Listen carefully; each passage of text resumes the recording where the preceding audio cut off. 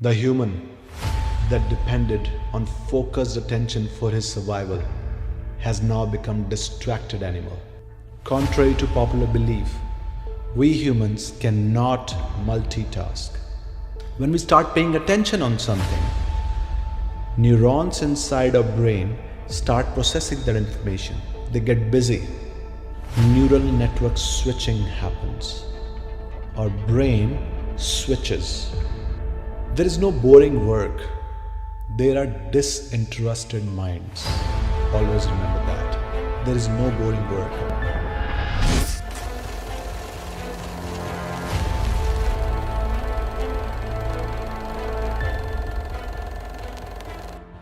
The human that depended on focused attention for his survival has now become distracted animal. But eventually, this universe mercilessly exposes this new weakness of ours, and we end up regretting, complaining, and using past modal verbs: should have, could have, would have. But life is not about could have, should have, or would have. What's gone is gone. What's missed is missed. Remember, focus is the hidden driver for excellence. If you can control and sustain your attention without exaggeration, this is one of the most crucial mental faculties that humans possess. If you wish to learn a new skill, overcome your anxiety, if you wish to do the undoable, reach the unreachable, think the unthinkable, focus, complete attention. Our focus is like a muscle. Exercise it properly and it will grow.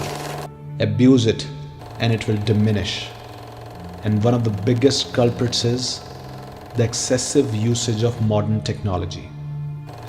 Social media websites, smartphones. Now, before I discuss the possible solutions, let me tell you these three things first.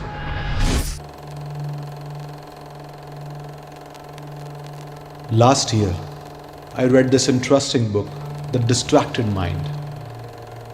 This book talks about goal interference. When something takes place to hinder the successful completion of a goal is basically known as goal interference. Now, this interference can be generated internally, like while doing productive things or important things. We have these random thoughts inside our mind and we get carried away. Or at times, we start imagining that we have already achieved the goals. Of course, this gives us temporary happiness, but nothing is happening in reality. Now, this interference happens externally as well. Restaurant chatter, useless chatter, beeps, notifications, flashing visual displays. In a nutshell, while doing productive things, when we start responding to unnecessary things, these things become goal interference.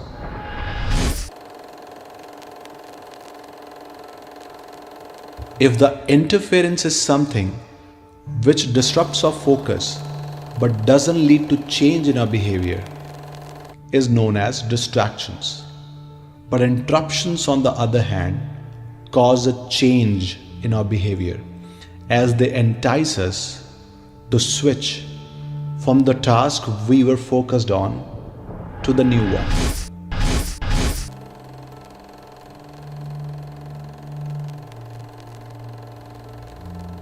Our brain can process many inputs, but it can produce one output at a time. Contrary to popular belief, we humans cannot multitask. Yes, we cannot do it. If it is about chewing gum and doing your work, it's a different story. If it is about listening to music and doing your work, it's a different story. If it is about paying attention on two different things, then it's a completely different story, and unfortunately, our brain cannot do it. Let me tell you why. When we start paying attention on something, neurons inside our brain start processing that information. They get busy.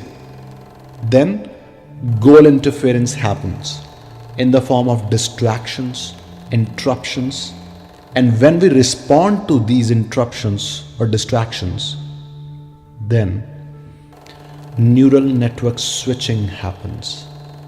Our brain switches from the important work to less important work, and we cannot, I must say, we can never do deep work. So this process of switching is called neural network switching. Now, what can be the possible solutions? Since I've told you the scientific thing, why I've told you all these things, so that you could understand this completely, because this is important. We want to focus on important things while doing our business, while studying, while doing all those productive things. This is one of the major weaknesses of modern day humans: lack of attention. And in this video, I'm going to solve your problems.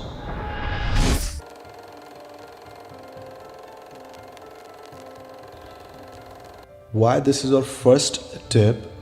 Because I want you to realize this first. I want you to understand this first, whatever we have discussed. First we start responding to these distractions. Then slowly these distractions become interruptions. And when these things become interruptions, this becomes our new behavior. Oh boy, if this becomes a new behavior, it becomes really challenging to do the productive work, or I should say, to do deep work. So distractions, we start responding to distractions. These distractions become interruptions and behavior change.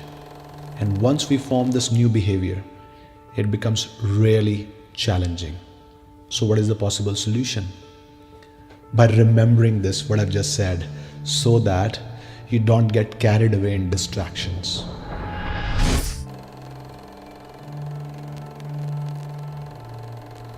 I was wondering a couple of years back that it was very difficult for me, many years ago, it was very difficult for me to focus, to concentrate on important things, on books. But now I can study for 10 hours, 12 hours, 15 hours. In fact, I can work for many hours. And I've learned to focus. So there was a learning. There is no boring work. There are disinterested minds. Always remember that. There is no boring work. There are disinterested minds. If the work is really important for you and you have to do it, so you must remember this. There is no boring work. There are disinterested minds. Perhaps you can use these 3 questions to generate your interest. What, why, how?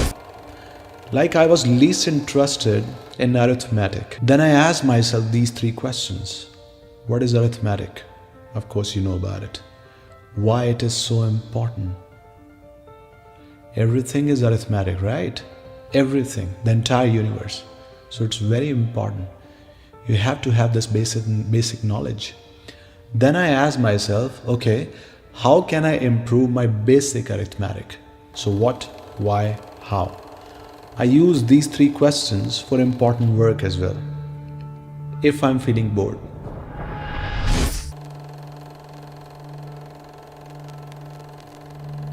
Do you remember Newton's first law? Things in motion tend to stay in motion. Things at rest tend to stay at rest. So what is the most important lesson here? That we gotta start. So that's what I do. even if I'm disinterested, even if I'm feeling bored, or I'm thinking about something else, I remember this law of Newton and somehow I start. And then I keep all those things away, the things that might distract me, like our phones.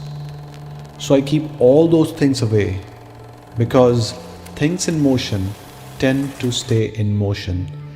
Things at rest tend to stay at rest unless acted upon by an external force. And our smartphones are very powerful, very, very powerful. These smartphones can distract us, can interrupt us, can cause a behavior change. So remember this.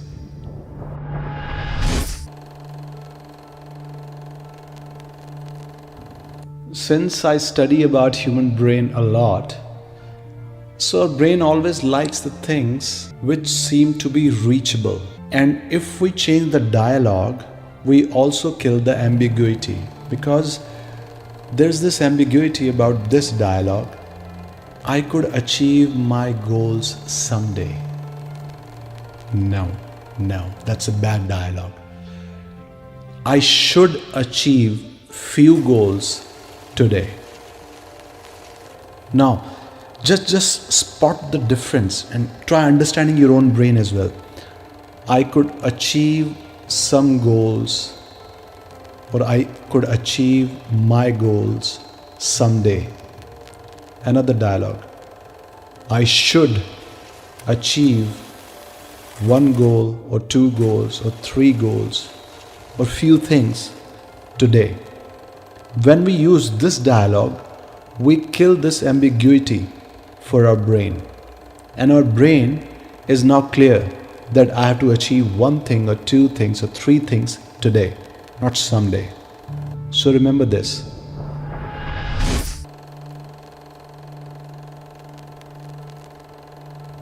We become what we regularly practice. So I would say, practice attention. This really works. That's what I do every morning, especially. Whenever I wake up from my bedroom, I go to living room. I sit there and I practice attention. Just for a few seconds sometimes, or a few minutes. Like if there's a couch in front of me, I'm just paying attention without thinking of anything else. Complete attention. And every morning I feel hungry. So I enter in my kitchen since I want to sate my hunger.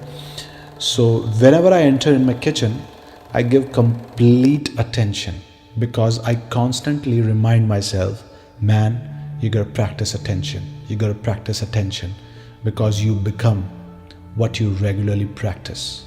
And I would say, right before doing important work, you should remind yourself the same. Pay attention, practice attention. And never forget this. You become what you regularly practice.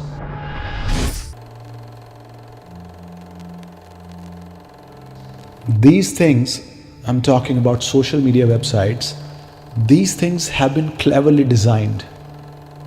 Of course, the guys who have designed it, perhaps they know human behavior, because these things cause a permanent behavior change. I'm not joking. Like the moment we wake up, we start checking our phone. And we want to check for a minute or two, just couple of notifications, but we end up checking for a long time. The same happens when we go to bed. Because I said these things have been cleverly designed. These things cause a permanent behavior change. So I want you to remember this. Since we humans want to impress or want to get impressed, and we also have the access to staggering amount of information available. Just one click away we are. Just one click away from the staggering amount of information from our favorite celebs' life, personal life, because they keep sharing That's what they want, that we should keep checking their stuff. That's how they earn money. But what we achieve, most of us, we end up wasting our time. Now, I'm not against these social media websites. I'm against the excessive usage. So I want you to remember that these things, let me repeat once again, these things have cleverly been designed so that these things could cause a behavior change. That's what we do day in, day out. We keep checking the notifications, we keep responding to notifications, then these things become our life, everyday life, day-to-day life.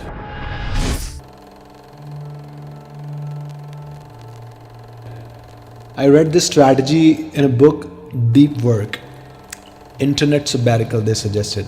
And I've tried this. This was really helpful. I took a break from all these social media websites. Basically, I keep taking break after 2-3 months. Sometimes 4 days, 7 days, 10 days, 15 days. It depends on you. So I keep taking this internet sabbatical. You can try using the same strategy.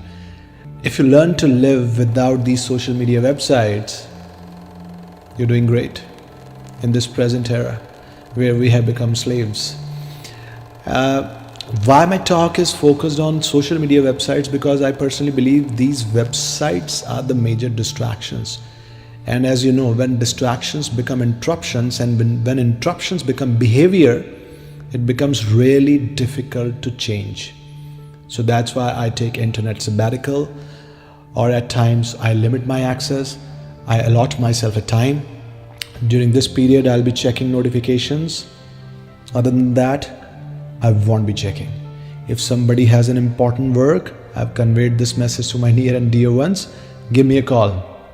Because I might not check notifications, I turn it off most of the times. To do productive work, to do deep work. So this might work. Try it out, internet sabbatical. Now this is our last strategy of the day, but this has to be my favorite one. The greatest threat to success is boredom. Always remember that.